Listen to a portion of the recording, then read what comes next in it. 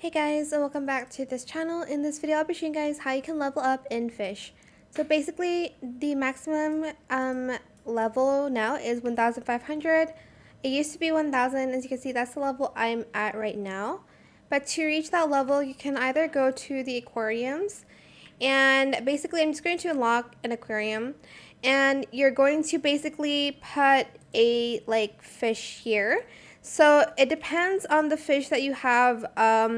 It can give you a lot of XPs or not. Let's try the crowned anglerfish and go to aquariums, and let's add that. As you can see, this one gives 3200 XPs per hour. So it gives XPs. There is a bunch of other fish that will give you a lot of XPs. Here you can kind of see people's aquarium as well. Super cool, actually. Let me exit. Okay. Now, obviously, the rarer the fish, the more XPs it can give. So let's see. If I put this in the aquarium, can I even do that? It gives, okay, I guess not. I guess the rarer it is, it could give more XPs. Like this one only gives 1800 XPs per hour. Let's try something else. What's this? I don't even know. I'm just gonna, okay, only 600. Okay, it's just a Mosasaurus. What about a Skyla?